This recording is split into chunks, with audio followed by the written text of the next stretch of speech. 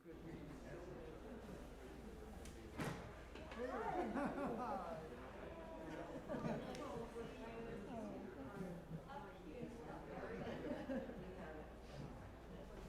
sitting on this side so you can see.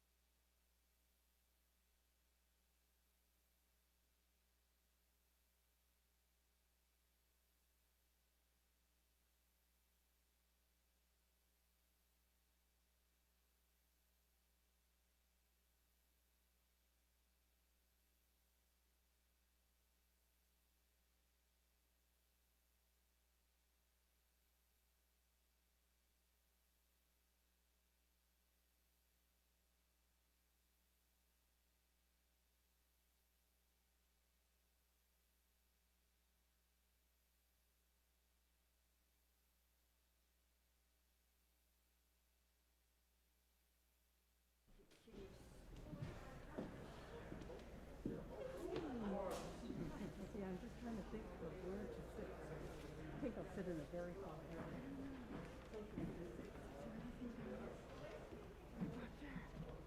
Hello?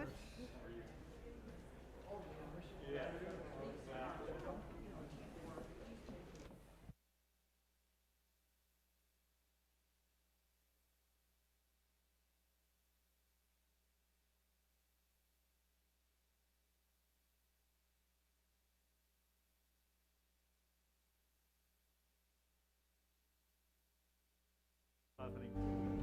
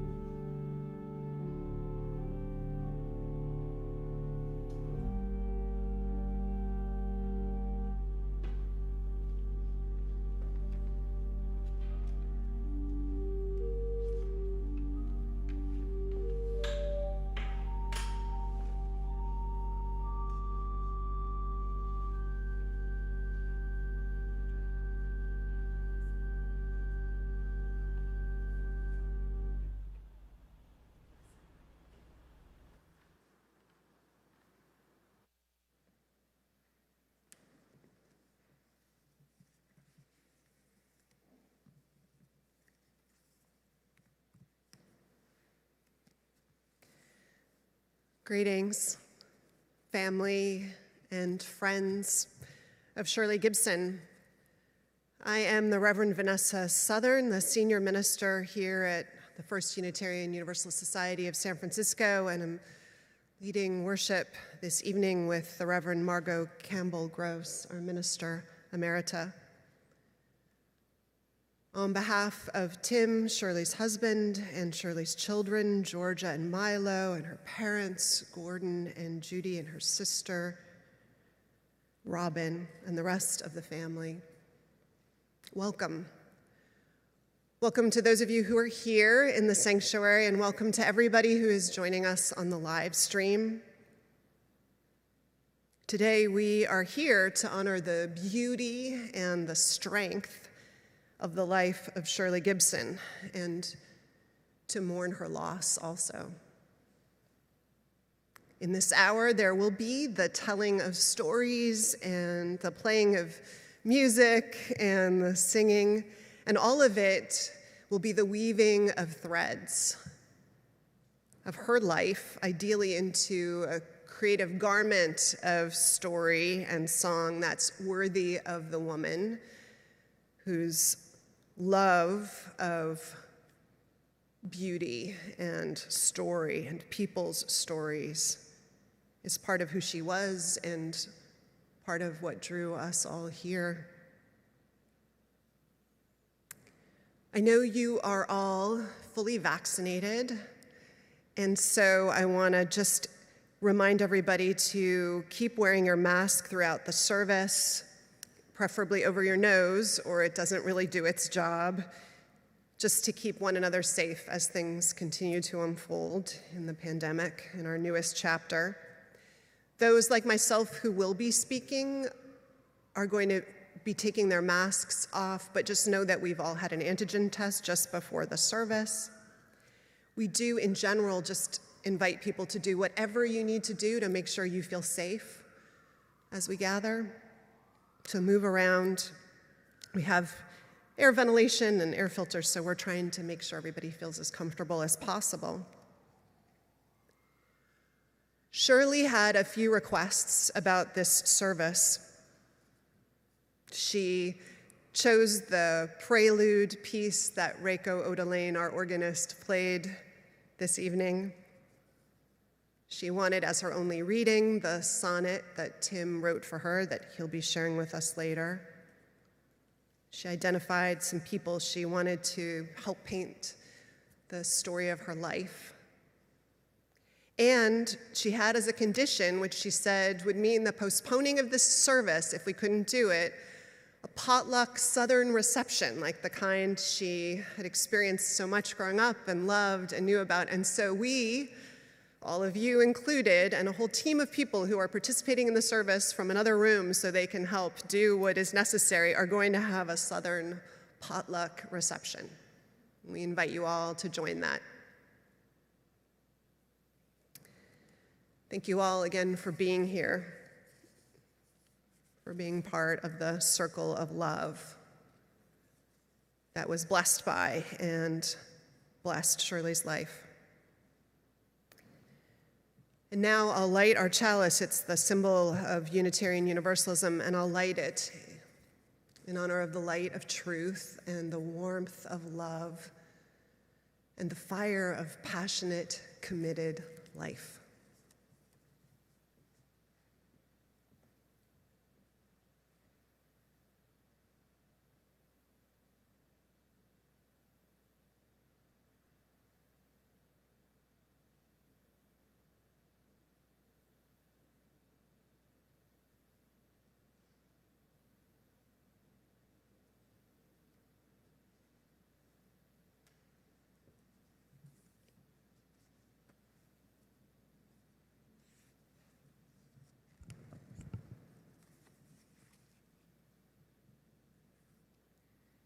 This is a richer universe than any of us dream. Through countless eons, the stars have rolled on in beautiful and undiminished speed, lighting we know not what other worlds. Here on Earth, The seasons have revolved for centuries, and Earth too has known her ice ages. Yet seeds have not failed. Life has survived, richer for all that is past, and winter yields to spring with her priceless wealth of herb and flower. Loveliest of Earth's flowers is the undying spirit of humanity. It may be that beyond the seen there lies a still vaster, unseen world. Before the sublime mystery of life and spirit, the mystery of infinite space, of endless time, this universe of light and stars and mind, we must stand in reverent awe. This much we know. We are at least one phase of the immortality of life. Like flowers on the river's edge, we bud and bloom, unfold our season of usefulness and beauty, scatter our treasures to the wind, bequeath our promise to the future. And meanwhile, the mighty stream of life flows on to infinite new beginnings, rich and increasing, of beauty and joy and love. And in this mighty stream, we too flow on, not lost, but each eternally significant. The path of our life leads from our dawning until the setting sun, and each of us must walk that path, bring what it will, until it ends. Some will walk narrowly, fearfully, and selfishly, but there are others who give of themselves fully, carrying with them a dedication to integrity, individual excellence, and beauty. And such a soul was Shirley. So much so that even as we gather to remember her, we are powered first and foremost by the spirit of Shirley's life, the spirit of freedom, the spirit of venture, the spirit of justice, the spirit of love. It is love's tribute that we come to offer here today.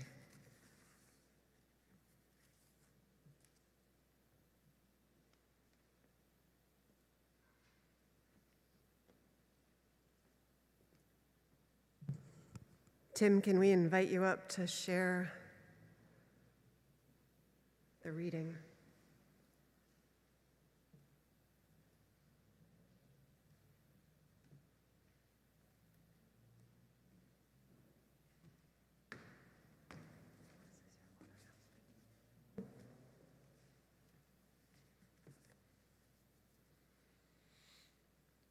Thank you all for coming. When I first met Shirley, I knew I loved her and I was in awe of her, and I really wanted to impress her. I was a cab driver while I was working my way through law school here in town. And so my money meant everything, and so that meant driving 10 hours a day constantly. But I did interrupt my cab driving time to write this sonnet for Shirley because I really wanted to knock her off her feet, because I knew in my heart that this was the woman for me.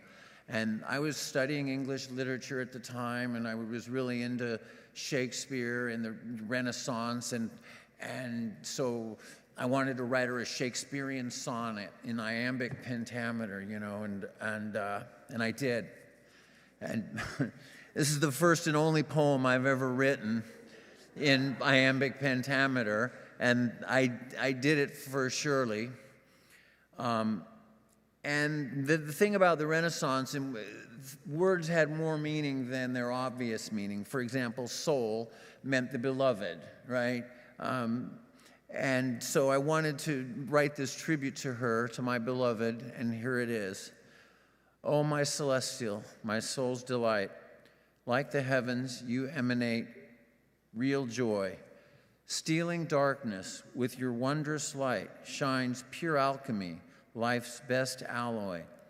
Your beauty transcends the rarest on earth, more precious than diamonds and the sun. When I see you, my heart races with mirth, ending reason where my passion's begun. As stars alight the sky with stellar fire, burning brightly forever to increase, my thoughts of you create intense desire, passion's prisoner only love can release. Life is more precious than each day before, with you in my life, my love to adore. And I know, goodbye, Shirley, I know you're out there in the universe. Thank you.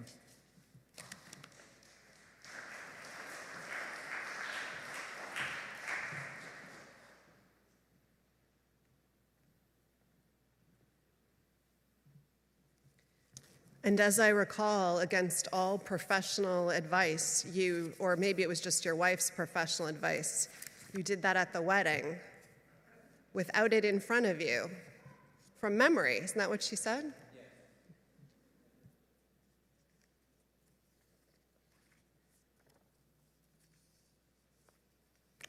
Well, I always think at these moments, some of us know the person from one chapter of their life, or maybe a couple, but we don't always know the full sweep. And so it's good to try and gather it up, to pay witness to the arc of the life. And in our tradition, we actually believe that each of our individual lives, reflected upon by ourselves and in our relationships to each other, when we reflect on another person's life, they offer us wisdom and insights about how we live our own life. So this is a sacred text to us, Shirley Gibson's life. 4 days old, and Shirley Gibson went to church for the first time. The matriarch of the Jackson, Mississippi congregation, where her dad had served for the previous almost 3 years, took one look at little Shirley Beth, as she was known at that time, and said, "Gordon, she looks just like you, but she's cute." And she was. In August of 1969, Gordon and Judy had moved to Jackson so Gordon could serve as minister at the First Unitarian Church of Jackson, a church whose previous minister, Don Thomason, had been shot and critically injured by the Klan a few years earlier, and then left because of further threats on his life. Robin was 1 year old when they moved. Shirley spent her first 12 years in Mississippi, and it shaped her in ways beyond the mandatory Southern potluck reception that we are having today. Jackson, the Gordons say, was a place where you could get involved and make a difference.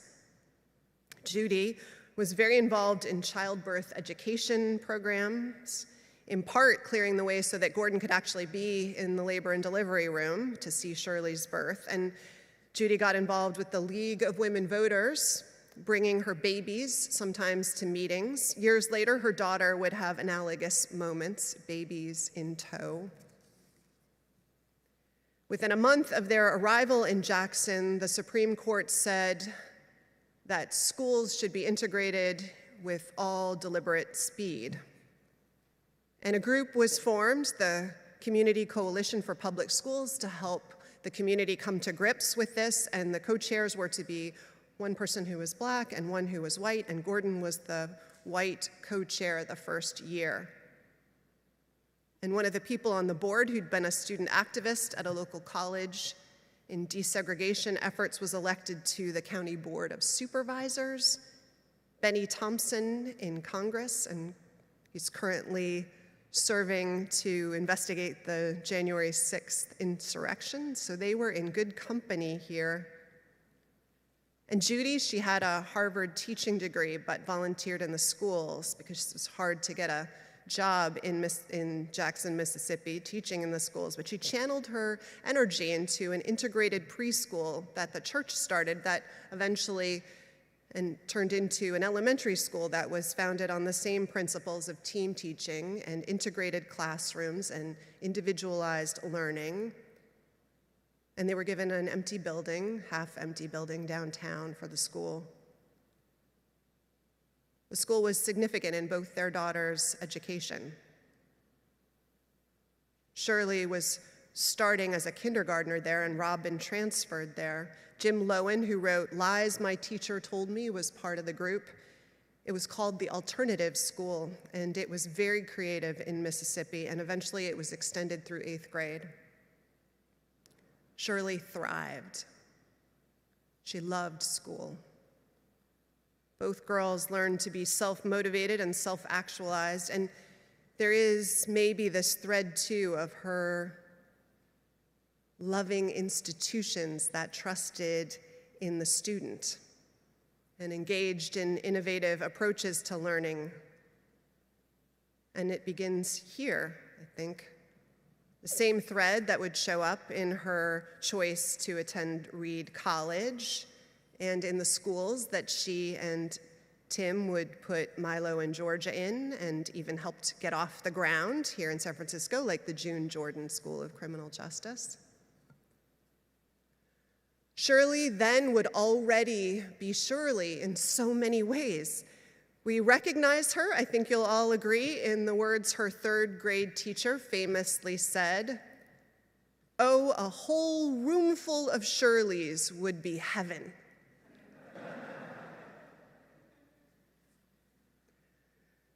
On January 1st, 1985, the Gibson family moved to Elkhart, Indiana, home of Alka-Seltzer and a few other famous industrial centers. Shirley went to Elkhart High School. Rumor has it she wasn't the easiest teenager, but the stories I have to say that Gordon and Judy tell seem pretty tame, but I'll tell them anyway. That she could regularly be found lying in the hallway outside the kitchen, monopolizing the telephone, which then obviously you shared, right? You didn't have your own. The old spiral phone line, twisted and sometimes stretching all the way down the hall into her room and the door shut. They did once arrive home after being away to hear from Shirley that her friend had given her a car, a VW Bug. It needed $500 in repairs, she said, but even with those, it apparently never ran for long. Friends had painted it with peace signs and all other kinds of decorations. It was called Thunderbug because you knew when it was coming. Shirley was innovative. She was the editor of the high school yearbook.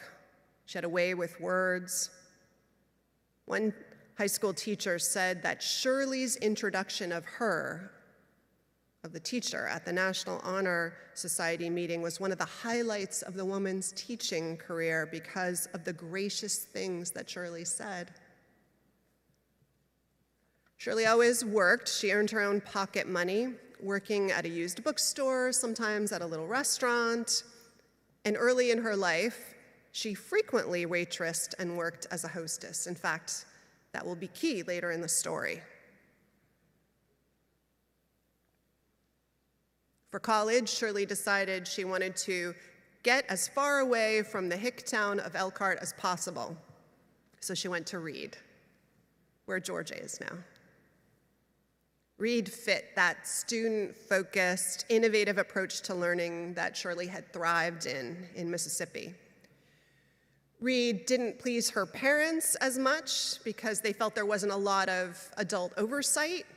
The free-range attitude meant, among other things, that they heard about how Shirley's friends drove Shirley, who was laid out in the back of the pickup truck bed, to a hospital emergency room, or how Shirley and some buddies decided to hitchhike to Mexico for spring break. We tried to think about how much time you would have in Mexico for spring break once you hitchhiked all the way down there and then had to get back, but she said it was a blast, and she only told her parents after the whole trip was over.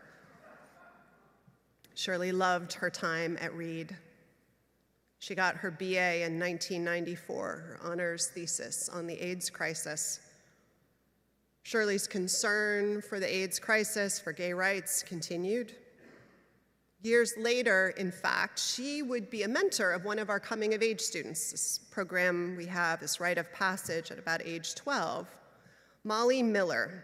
Molly's parents, who are here tonight, remember how Shirley took Molly to a planning meeting as part of mentoring Molly in this transition from youth to spiritual adulthood, took her to a planning meeting for the Folsom Street Fair, which, if you're from out of town, you don't know, it's a big gay rights festival. It is famously raunchy and high-spirited. The meeting took place at The Stud, which was is a very famous LGBT bar. The bouncer at the door said that Molly was too young, which she was, to enter, but Shirley put on her lawyer hat and Molly was eventually allowed to attend. Molly's parents said that Molly got a ground-level view of what determined people can do when they are committed to the rights of others. Mentoring indeed. And then, of course, just to finish the story, Shirley took Molly to the fair itself on a Sunday afternoon.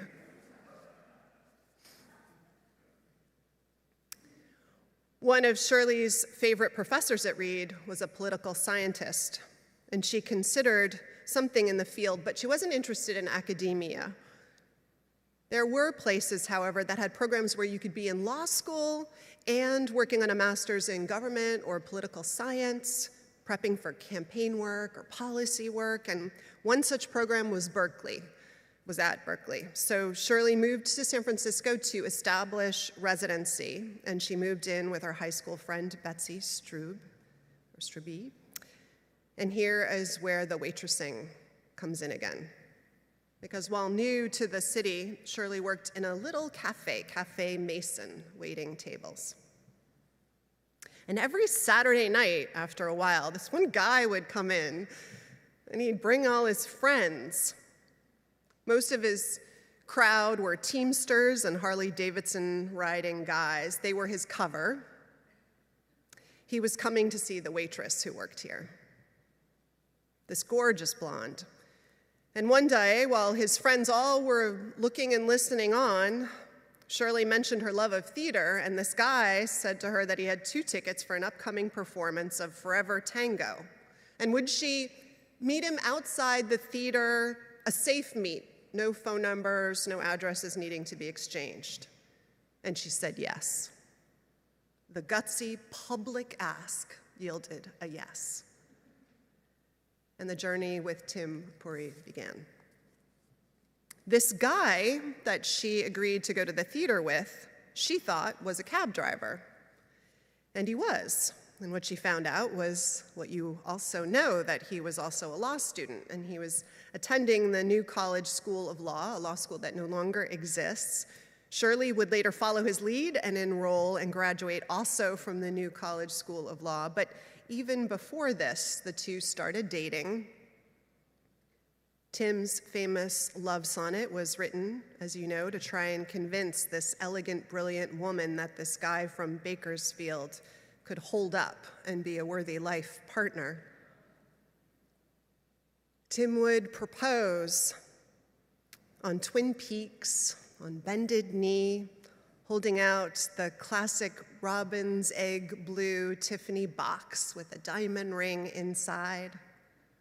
And Shirley would respond romantically, "You dork." Because Tim was always goofing around, and it was something she adored about him, and she thought he was kidding. But he wasn't, and she said yes. And the journey with Tim Puri began in a deeper way. Shirley had brought Tim, a recovering Baptist, to the UU Church of San Francisco, where she had gotten involved right away after arriving in the city. So quickly had she gotten involved, in fact, that her parents arrived and visited one time and found out that she'd already been asked to run the annual giving campaign. At 25, Gordon thought, what does she know about fundraising? But she did it. Shirley could do everything, and she would. She'd be moderator of the board, serve in pretty much every possible volunteer capacity, from cooking in the kitchen to advising the ministers as part of the Committee on Ministry. Margot Campbell Gross became the minister at the church shortly after Shirley arrived, and it was Margot who married Tim and Shirley on June 29th, 1997. Shirley was always elegant and stylish, and it was certainly true on their wedding day, as you will see in a moment if you weren't there. Tim graduated from law school first and started to practice as a criminal defense lawyer. Shirley would follow. At one point, they even worked in the same office, and there's a great photo with both of their names on the door, Shirley at a desk. But really, Shirley's career was headed on another trajectory. Right after she graduated, she started as an eviction defense assistant at the Eviction Defense Collaborative, becoming a staff attorney when she passed the bar. And it was during her time on staff that she took leave to be full-time on what would be another lifelong project, motherhood, which started with the birth of Georgia on September 11th, 2002. When Milo was born, Shirley would take time off again. Shirley loved being pregnant, Tim said, and she loved being a mother. And she was really good at it. All the creativity and the fun and the loyalty and the love that were part of who she was, the ways that she blessed caring for others, all showed up in the expression of being a mom. And she'd mother, as you all know, not only her own kids, but the children of friends. She volunteered regularly in our children's religious education program, loving the children of the community here, introducing them to the Folsom Street Fair.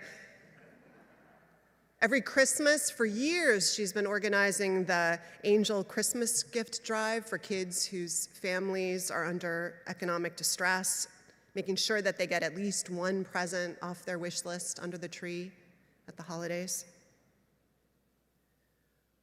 When Milo was old enough to be in childcare, Shirley dove back into the law, joining the Legal Aid Society of San Mateo County. Some of you, I am sure, met her there. In San Mateo, she started as a one-person department. It's a small department that would develop into the housing law practice that grew to include other staff lawyers and pro bono lawyers and staff support. The work took Shirley in all kinds of surprising places, including out here, things like the Pacifica Trailer Park, where she inadvertently, because of that work to support the people there, became a specialist in mobile home protection, even traveling to Washington, D.C. to present a program for the National Lawyers Guild on the subject. Anything to protect the human right to housing and the people under threat. She brought to it all the gifts of head and heart, gutsiness and doggedness, but also humor.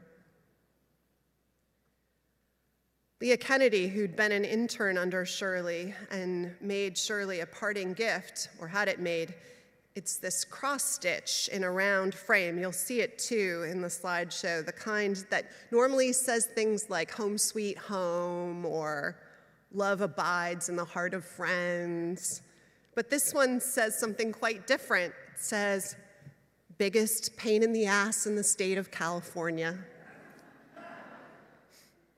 The story I heard, and maybe there are many versions, was that a lawyer who was in charge of mortgages at a bank that will remain nameless, but it's one of the biggest banks in California, so someone who got regular challenges from Shirley Gibson in their work, when he heard Shirley's name once said in front of him, said that, the biggest pain in the ass, Shirley Gibson, the biggest pain in the ass in the state of California. And Shirley wore that as a badge of honor.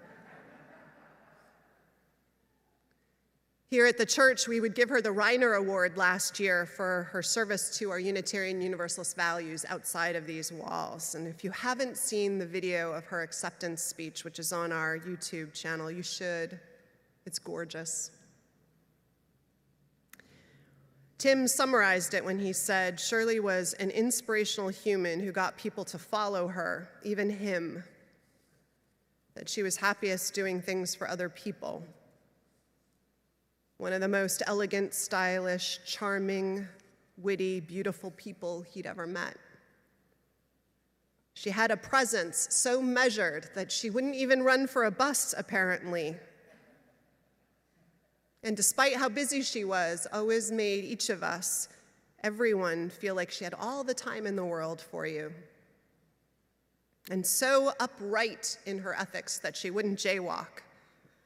Who do you know who obeys all the traffic laws, Tim said, laughing. Shirley did. And she didn't take herself too seriously. She had a great sense of humor and a generosity of spirit, and unself-consciously led by example.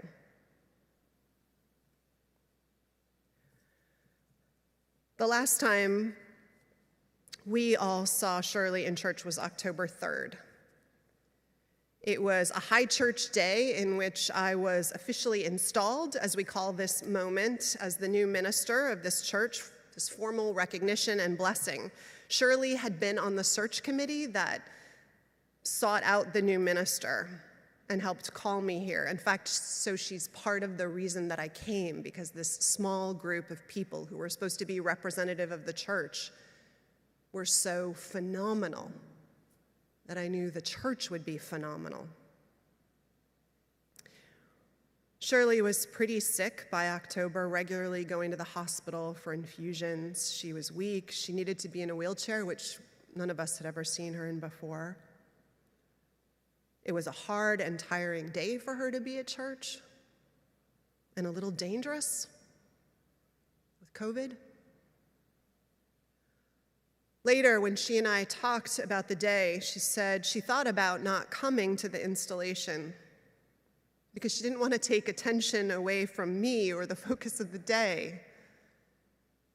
But then she said she talked to her women's group, and Sue Anthony, who you'll hear from later, said, well, what do you want? And Shirley said, I want to come. And Sue said, well, if you ever have to prioritize what you want, now is the time, Shirley. But what strikes me is that she didn't, and breaks my heart in a beautiful way, is that she didn't come out of obligation. That's not why she wanted to come. She came because it gave her joy to show up, to bless other people, to be with her community, no matter how hard it was for her.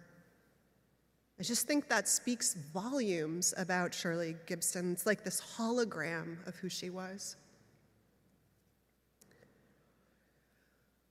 Whenever someone dies, there is that person-size hole in the world, right? We've all experienced that 100 times. And some of those holes people leave behind are bigger than others. And some are like the Grand Canyon. Impossible to fill. So we love you and we miss you, Shirley Gibson. And like that third grade teacher said a long time ago, oh, a whole room full of Shirleys would be heaven. We have a slideshow to share with you.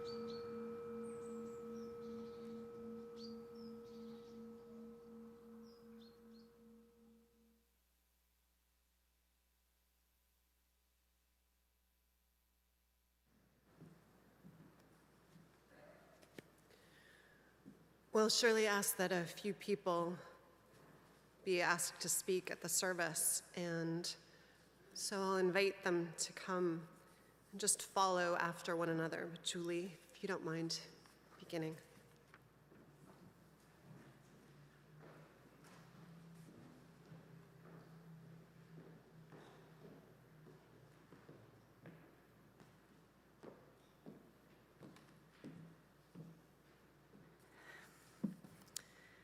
It feels especially meaningful to be here in this place that Shirley spent some of the happiest days of her life.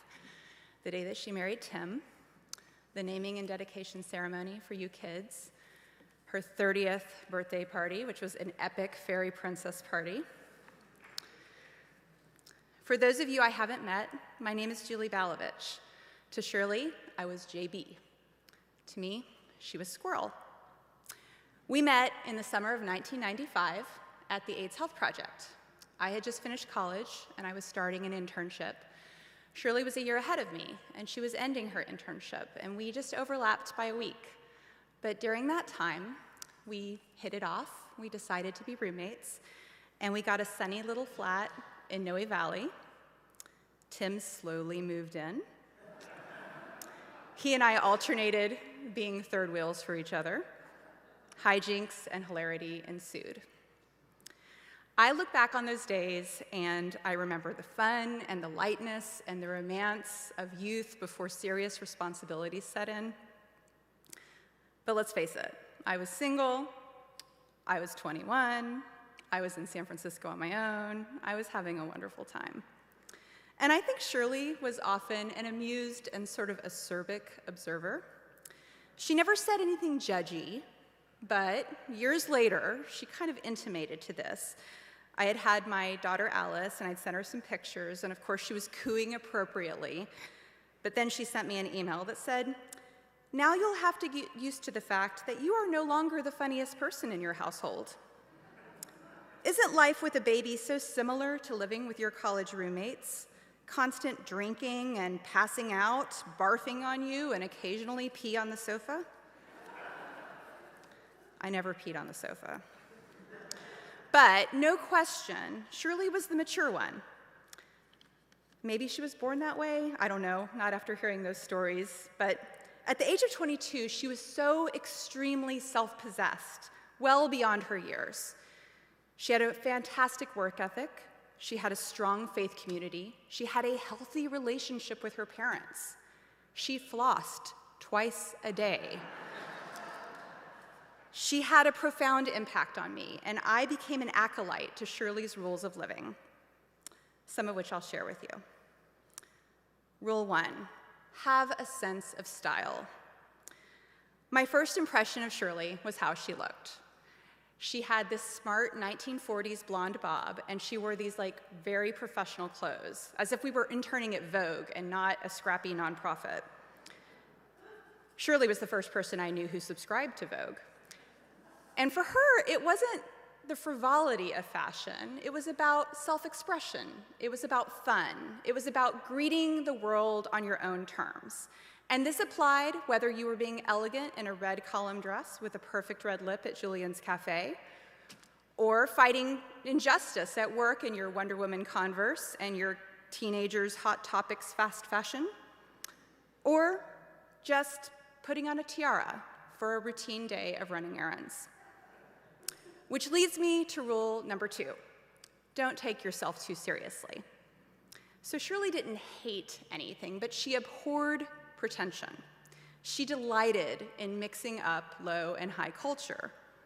When I moved to the rural border in South Texas, she made sure that I had a New York Times subscription, but also an Us Weekly subscription, because it was equally important to keep up with the Kardashians. One of our favorite experiences together was after we took the California bar exam. We decided we needed to have an indulgent weekend. So we drove to Calistoga and we booked ourselves into a resort. Shirley was obsessed with this idea of having a mud bath. I think she'd seen it in a movie.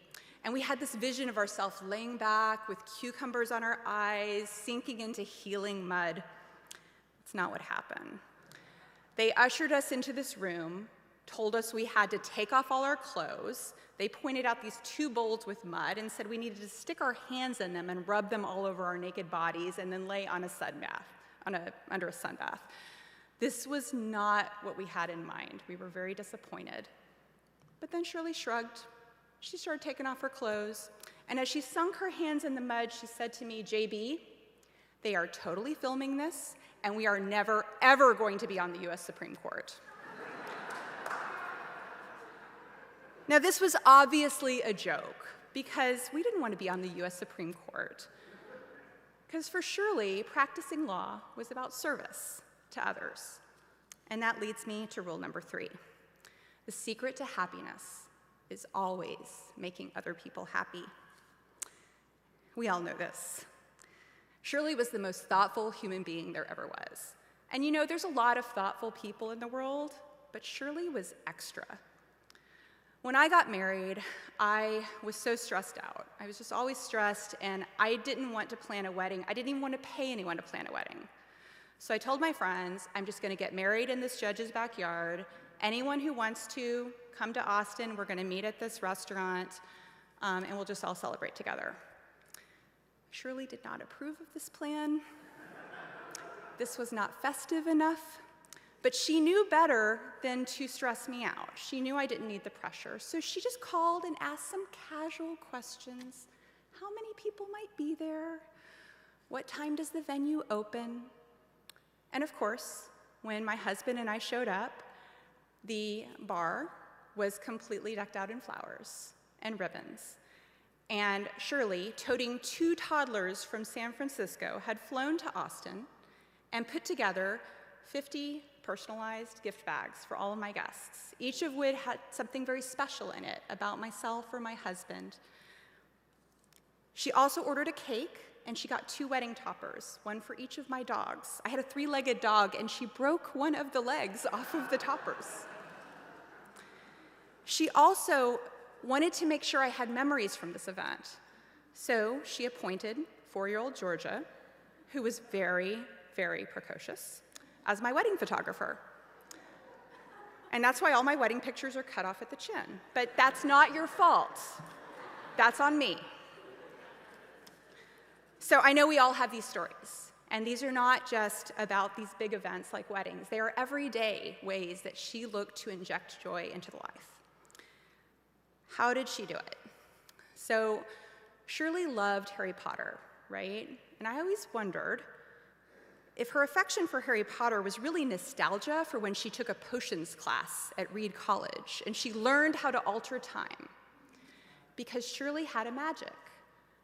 She had a magic of making you feel like you were the only person in front of her, that you weren't competing with everything else she had in her life, her husband, her children, her church, her work. She was always fully present. And I know if I asked her how she did it, she would have said something self-effacing. She wouldn't have acknowledged it. But maybe it was about us. Maybe it was about the love and the affection that we gave her. Maybe that was her fuel to give back. I don't know how she did it. But what I do know is that's her legacy, and that's what we have to do. We have to go through this life, and we have to make other people happy. And we have to do it with good humor and without pretension, and wearing a tiara. Thank you.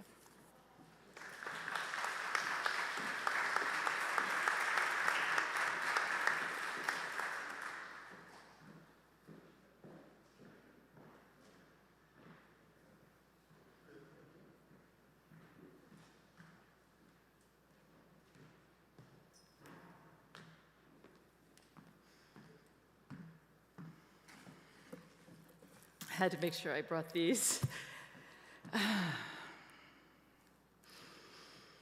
My son, Jesse, and Georgia met at the pre-kindergarten summer camp 15 years ago or something like that, and nearly instantly became friends.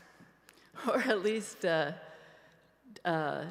Georgia put up with Jesse being nearly instantly magnetically attracted to her. And Shirley and I followed suit, along with our families.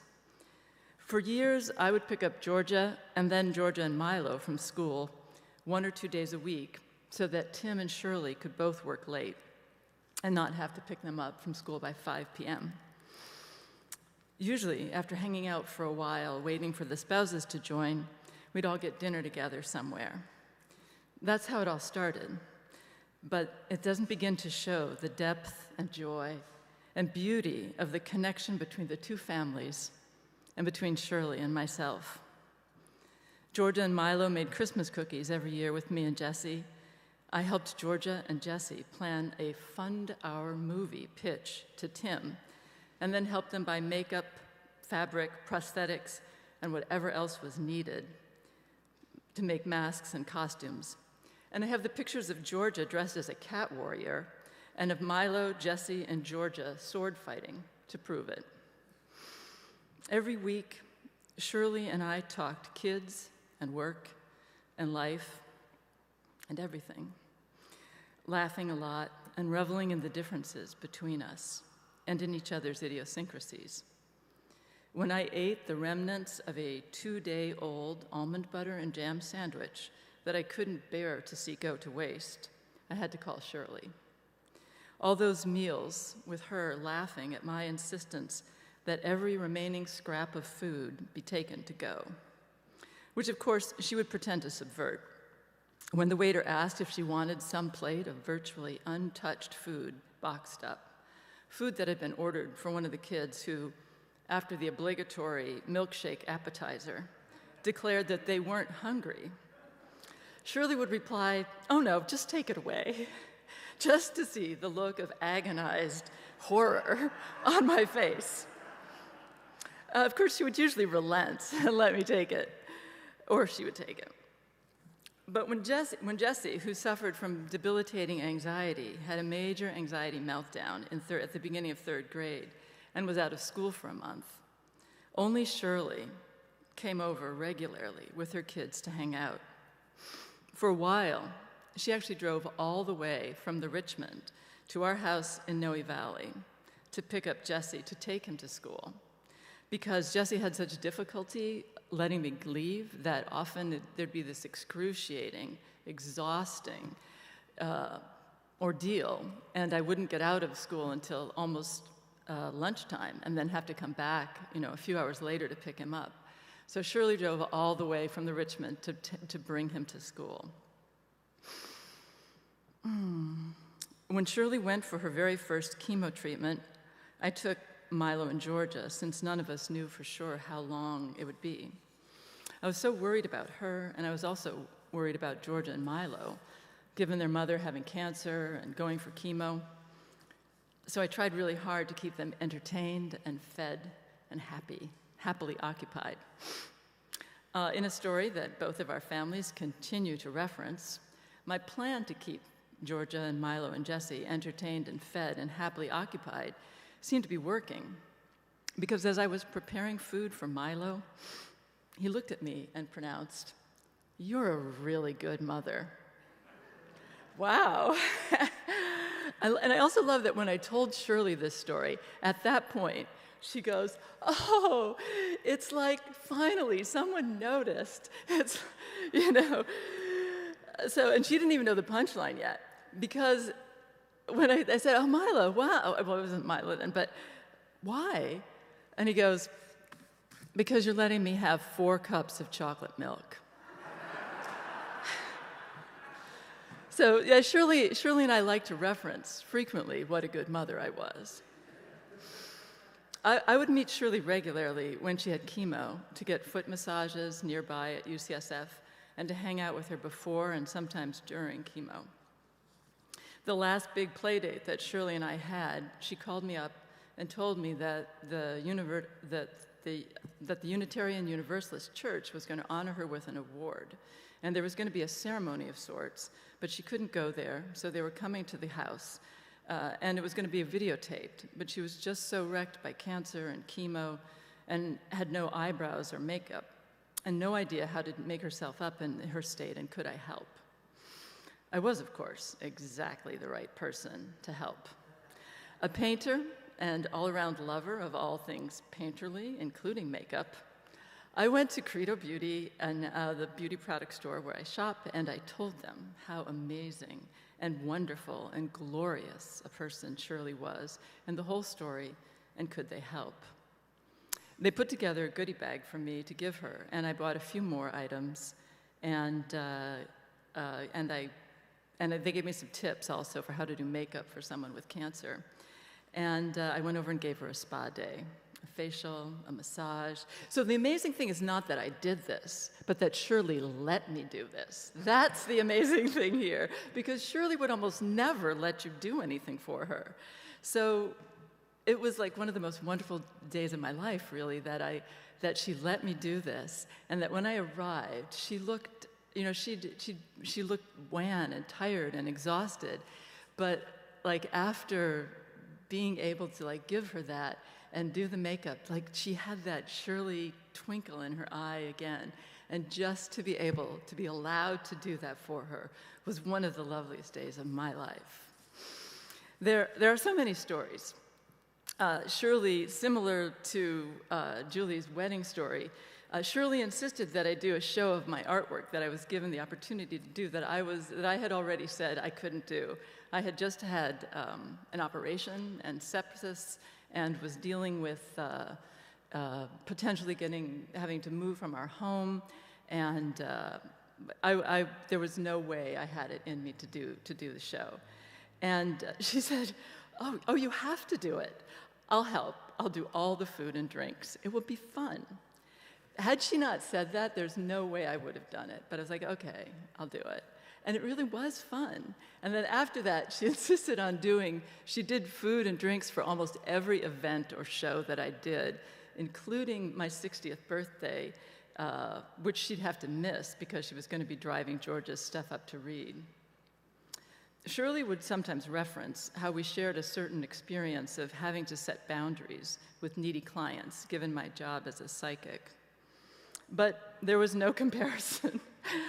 I volunteered one day to work at the weekly housing clinic that she held in San Mateo, and the level of need that she dealt with, of real need, a degree of need above and beyond anything that I can imagine dealing with on any day, given on a daily basis. Need that's not only felt as need, but actually is need. The need that you want to fill, that you feel like somebody has to fill, but there's nobody there filling it. People who are about to lose their homes, who are helpless in the face of bureaucracy and limitations of education or mental stability.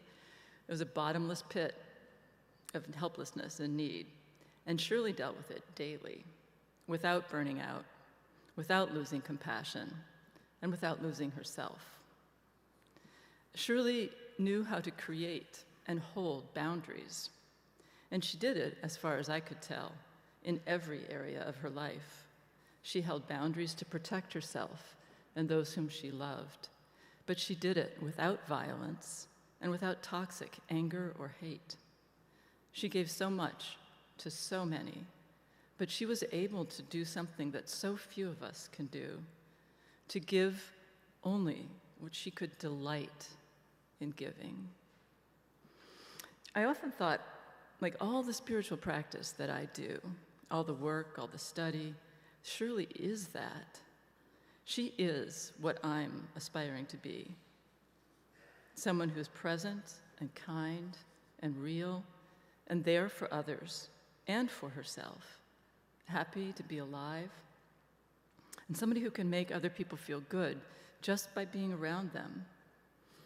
As Vanessa said the other day when we were talking, she's like the bodhisattva. I know that most likely Shirley wasn't perfect, but I kind of feel like she was in the most real human sense possible. In the past few weeks, as I've thought about speaking here, I've sometimes wondered, why were we friends? Why was she friends with me beyond the obvious connection between our kids and the kind of, what happens when you spend all that time with each other's families and you love each other's kids? On the outside, we appeared to be pretty different. On the outside, Shirley seemed pretty conventional. She worked a 9-to-5 job, albeit one that had a very high selflessness quotient. She went to church, she obeyed traffic signals, and she always did the right thing. I can't really say any of that about myself. And I appear to be pretty unconventional. I'm self-employed, I'm an artist, a writer, and the job that pays the bills, the day job, is being a psychic and astrologer, which doesn't really seem that conventional. We did share a commitment to spiritual practice, but that's not what we ever talked about. Shirley threw stuff away. I save everything because someday I might need it for an art project. I frequently promise to give it all to Georgia. Shirley didn't, in my experience of Shirley was that she didn't really seem all that flamboyant, but as a former New Yorker, I mean, I think being a little bit flamboyant comes with that territory. We seemed pretty different, and Shirley appeared to stick to the rules and to do what was expected, what was normal, what was good. And yet she gravitated towards unconventional people. I won't say, look at Tim, but look at Tim.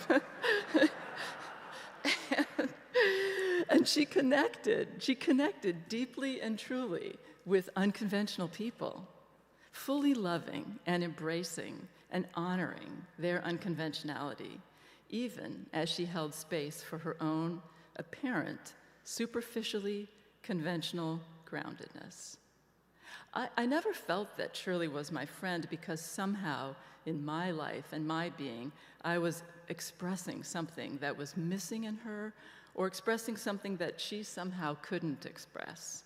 There was too much genuine delight in everything that I was, in everything that anyone was, and in all the ways that I appeared to be different from her.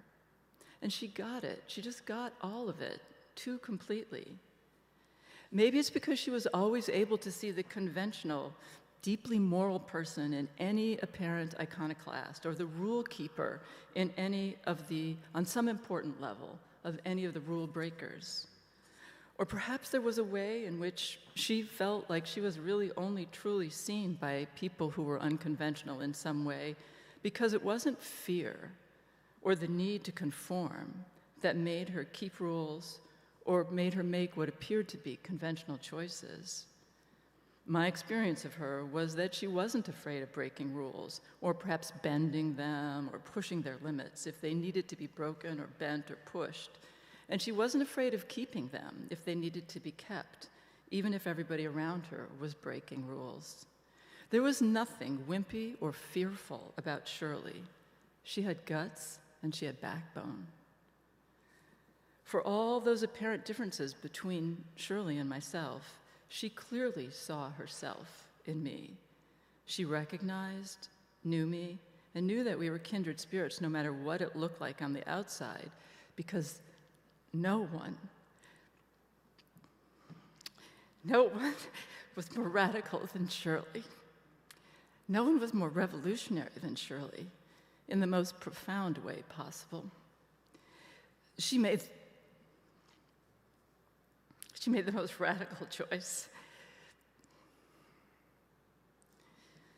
the most flamboyantly unconventional choice, to love wherever possible and whenever possible, with grace and beauty, and to do her best to always act from that place. We all, do our best, and we all try to do that. But Shirley made it look easy. She made it look natural.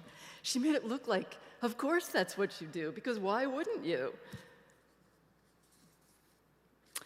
Last week I wrote to Tim that, from time to time I get these waves of missing Shirley, of feeling sad that her amazing presence is not part of the world that we all have to keep going on in. And it's not just selfishly me missing my friend, although there's that. There's also kind of like the world has lost something really wonderful and special. And it's okay on one level. That's what happens. And I'm so glad that I was able to see and experience Shirley and to know how amazing and incredible she was, and to know how lucky I was to know her, and not just to know her, but to be her friend. But I wish she was still here. I miss her, and I really loved her, because she was a remarkable being. She was lovely and warm and real and present and kind and funny. And she didn't let little things, or even most big things, bring her down. I've never known anyone as accepting of others as Shirley. She didn't like everything about everyone, and she certainly didn't feel like she had to, but she was mind-blowingly tolerant in an awe-inspiring, full of real love and not the sappy kind way. I feel so honored and fortunate to have shared time and space and laughter and joy and love with Shirley in this lifetime. I loved her, and I still love her, and it's not, and never will be, a past tense thing.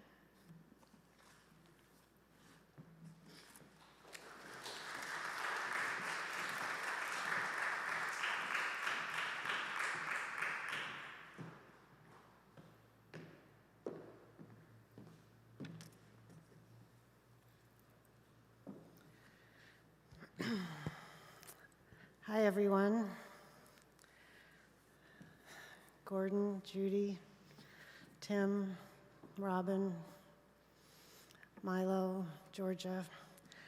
I'm so honored to be here, and it just meant everything to me that Shirley asked me to participate in this service. My heart is just broken, and I know so many of us feel that way, and I love what Reverend Vanessa said about the threads being pulled, and obviously the magic. Shirley was magic. And in that way, that magic, you don't even know where, how can it be? Where is it? Especially those of us who are lawyers who are looking for the how do I connect these dots and make it make sense? And it doesn't make sense. It's just, Shirley is just magic. I mean, I'm wearing a flower crown. You saw those in the slideshow.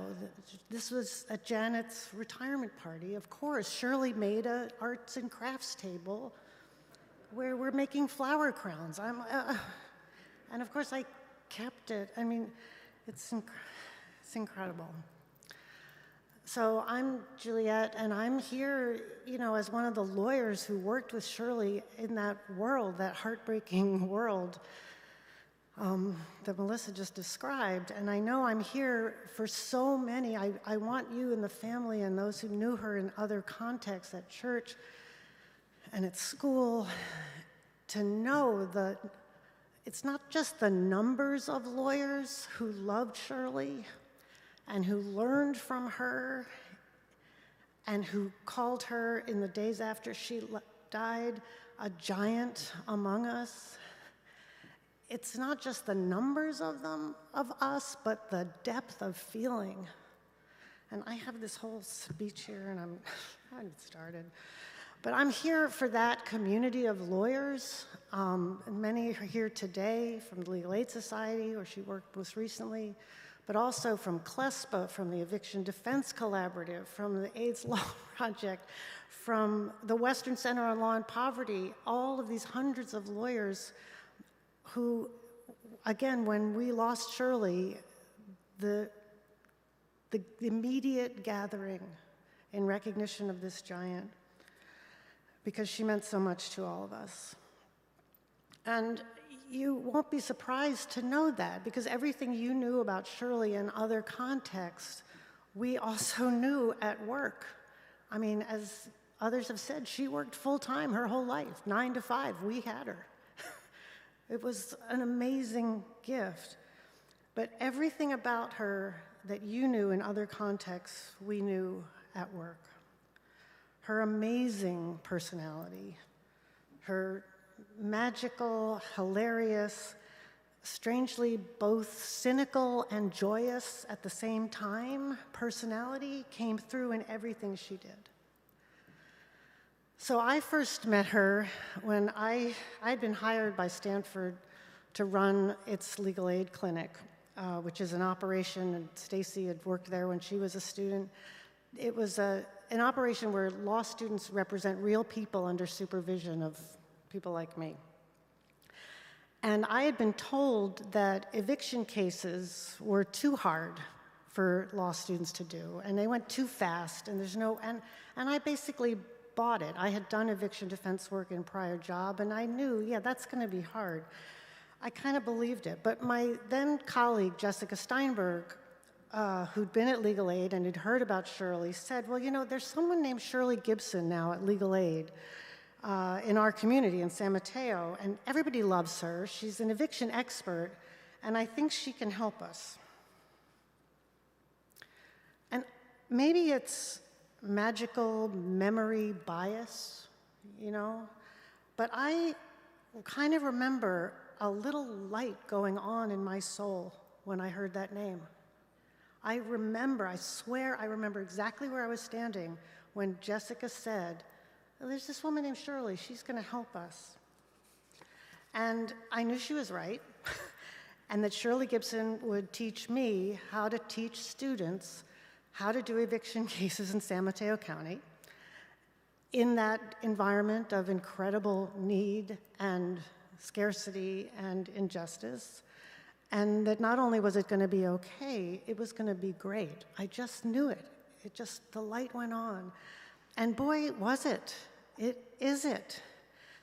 Doing eviction defense work with Stanford students has been the joy of my professional life, and I owe it all to Shirley. And there are hundreds of lawyers in the Bay Area who feel the same way. Not because she expertly taught us how to do the cases, how to count the days, how to spot defects in a notice. She did all that over and over with incredible lucidity and brilliance and patience. And it feels almost wrong to say it out loud, given the trauma and the injustice that our clients face routinely, but because with Shirley it was fun. If by fun you mean dressing up for court on Halloween like Alice in Wonderland, headband, gingham jumper, white tights, Mary Jane's, and handing to landlord attorneys a little bottle labeled "Drink Me," which of course was code for something else. I mean, it was fun. If by fun you mean navigating by the North Star of some kind of humanity for the poor, through the crazy, ridiculous, intricate waters of state court with people you love and who love you, and who can laugh and laugh. I mean, that cackle, can you just hear her? The cackle at the jokes that are so inside that only the people in our tiny little boat could possibly get them. But God, did we laugh. Shirley knew that I would make up reasons to call her because I wanted to hear her voice. I think she wanted to hear mine too because she did pick up the phone. She called me codependent, and I said, well, it takes one to know one. But I can't tell you how many times the same scene would play out. Students would come into my office, having done an initial legal analysis of their eviction case, which of course Shirley would have referred to us the day before, and they're ready to talk about it. Tell me about the case. And they start to go through their thinking, and I would say, well, let's see if we can scare Shirley up and get her take. And we'd get her on the speakerphone, and Shirley would help them puzzle it out in her incredible, irreverent, unsentimental, often hilarious, and always dead-on way. And she'd always end the call with a confidence building, you got this, you got this. Now, my students invariably came away from these calls completely transformed. They had no idea that being a lawyer could be fun, could be awesome. Literally, they thought that it had to be kind of grim and academic and scary until they heard Shirley set it in joyous motion, confirming their sense that maybe the world wasn't like they learned it was in law school, and maybe there was more room for them to be scrappy on behalf of their clients, and maybe they could actually be a lawyer. She gave that to them. In other words, she did my job for me. There's literally not a case, an eviction case I've done since Jessica Steinberg made that match that I didn't run by Shirley. I wanted to make sure I wasn't missing anything, and she was the expert, and you could say lots of things about my self-doubt, and she would tease me and say, like, you know how to count the days. I'd be like, I know. But mostly, as Stacy knows, I just wanted to hang out with her for all the reasons that you wanted to hang out with her, to get that light, to get that love, that strength, that magic that she had. Now, Shirley had cancer off and on basically the whole time I knew her. Because she'd lost her hair from that first round of chemo, she wore a turban to our son's bar mitzvah in 2011. I have a wonderful picture of Tim and Shirley there. And of course, as Julie, it's amazing, one thread that runs through these stories talking about that bar mitzvah. That chemo didn't stop Shirley from rescuing that bar mitzvah from moms who had no idea that guests at a bar mitzvah were going to want a party favor. And we had no idea. And she showed me, how to make homemade bookmarks featuring a photo of this new man boy, and we sat there and put ribbons and beads on them. This is not me, but Shirley made it happen and turned them into centerpieces. Like, Julie, who knew you had centerpieces? Like, she just made that happen. And it was incredible. It was incredible. But she had cancer. That was 2011, a long time ago. And even though it was a lot of years, and we were really close work buddies, she didn't talk about cancer much. She didn't hide it, right? You all know this. But she somehow acted like it didn't matter that much. It was boring. I followed her lead, but I also let her know that at any point she wanted or needed to share, I wanted to know what was going on for her. And she got through those moments when I would ask by calling me her Jewish mother. But mostly she didn't want to talk about it. Given this, the way Shirley let me in as the end approached was such a gift. It was her act of love. Like, after all those years of seeing me, and not always at my best, and helping me, she was now going to let me see her and help her. Let me bring her soup from the suburbs and remedy the tragedy that after all the cooking shows she'd loved over the years, she'd never seen Gordon Ramsay. She let me fix that. And she let me squeeze lemon juice into the bubbly drinks that were too sweet. She let me love her, which was itself love in this crazy way I didn't know about until she taught it to me. I thought that Shirley was teaching me how to be the kind of lawyer that I wanted to be, but really, she was teaching me the kind of person that I wanted to be. Light and tireless and so strong and loving and dressed like Alice in Wonderland at court. So I have to start teaching a whole new crop of students on January 3rd. And I don't want to do it without her. I don't want to do it. I'd say I can't do it without her. But I know she's in the universe, she's with us, she's looking down and saying, "You got this." And God, I just miss her so much. And for my tradition, I'll close with, and hope you'll echo it back, Shabbat Shalom.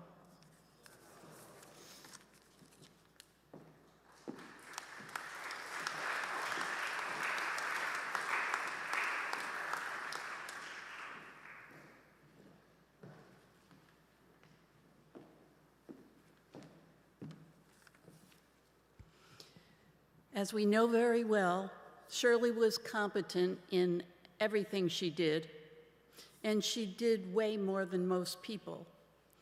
But Shirley also knew to take a break. For most of the last decade, she has been gathering with a small group of women that seeks to accomplish nothing except to talk about our lives and listen without any agenda. Shirley listened fully to everybody's story and talked about events in her own life. Trips with Tim and trips with the kids that were full of adventures and fun. We heard a bit about her work life. Sometimes she described courtroom situations where she fought against local laws that made it virtually a crime to be homeless in certain communities. She wasn't having that. From time to time, Shirley updated us on her cancer treatment, but didn't spend a lot of time on it. She refused to give her illness more attention than it deserved, and sometimes she found a way to laugh at that awful disease. A year or so ago, she told us about a side effect that had temporarily stiffened and blackened some of her fingers, making it very difficult for her to do her work. As we fell into silence, Shirley went on to explain that the problem was getting much better. Then she held up her hands and laughed. "See, I can use 7 of my fingers now." When one of us complained about getting a haircut that was too short, Shirley said, "Like this?" and whipped off her scarf to display her baldness and get a laugh from everyone. And sometimes she updated us on the antics of the family dog Arlo. Like the day Arlo managed to jump out a back window, fall down a whole story, and wait with some embarrassment to eventually be rescued from the garden. And after certain incidents that were not described to the group, Arlo was obliged to wear a muzzle on walks in the neighborhood. Shirley simply explained that it was a prudent measure for happy community relationships. She told us that both Tim and Arlo loved ice cream and sometimes could be observed sharing the same spoon. And why not? And of course, each June we heard about Arlo Day, the anniversary of his adoption into the Pori family. The day involved a ride in Tim's Mercedes and a romp on the beach, followed by a visit to In-N-Out Burger for a cheeseburger. Shirley was, of course, a vegetarian, but she couldn't deny Arlo his red meat. After all, Shirley said, it was Arlo Day. Shirley had cancer, but it certainly didn't get to have her. She lived every bit of her life fully, adoring her family, using her expertise to help others, and engaging with people fully, and detecting every possible opportunity for a full-throated Shirley laugh. I think everyone lucky enough to have known Shirley, especially her family, understands that her spirit will be present in their lives, always.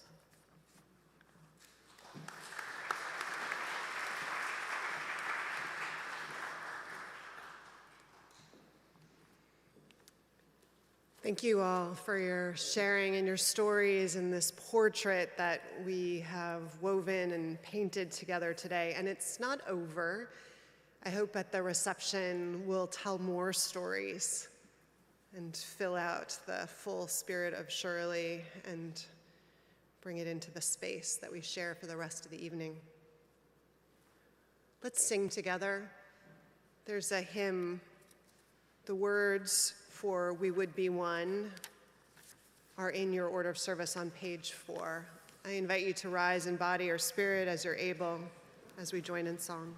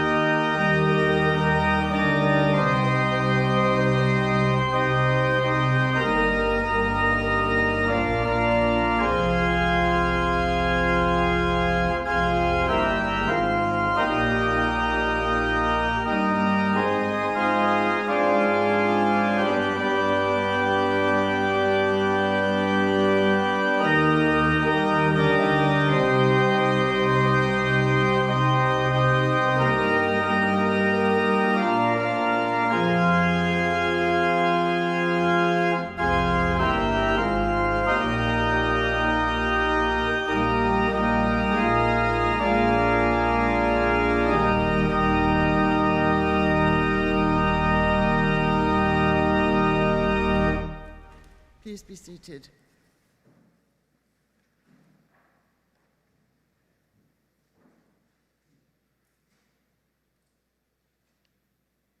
We are gathered here together to bid a final farewell to Shirley. We stand today in the presence of unfathomable mystery. With humble hearts, we bow before the veil which has fallen between us and the one we loved. Let none fear, for greater than sorrow is love, which endureth through pain and conquereth even grief. Love binds all hearts in bonds of fellowship and courage. They who love unselfishly face even the depth with courage, for their strength is the strength of many, and their courage rests upon the love of friends.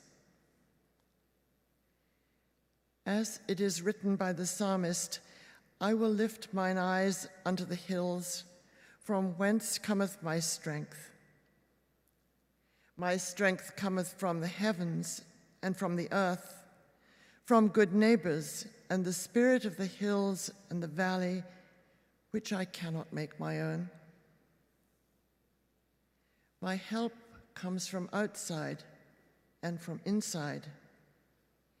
It waits when I'm impatient. It goads me when I hesitate from fear.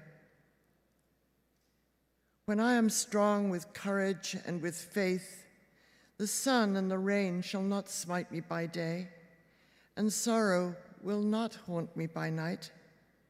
Goodness and mercy shall follow me all the days of my life. I will lift mine eyes unto the hills. They will keep my coming in and my going out. They look from afar like the inscrutable heights of the soul. And now to Shirley, we say farewell. She goes free of the earth. The sun of her last day sets clear in the sweetness of her liberty. The earth recovers from her dying, the hallow of her life remaining in all her death leaves. Radiance knows her. Grown lighter than breath, she is set free in our remembering. Grown brighter than vision, she goes dark into the life of the hill that holds her peace. She's hidden among all that is and cannot be lost. In this spirit, then, the spirit of everlasting love, we commit thee, Shirley, to thy rest. The world is better for your having lived. We are better for having loved you. We loved you living, we love you now. Rest in peace, and in the love we bear you, farewell. And now, in our going, may God bless and keep us. May the face of God shine upon us and out from within us, and be gracious unto us, and bring us peace this day and forevermore. Amen.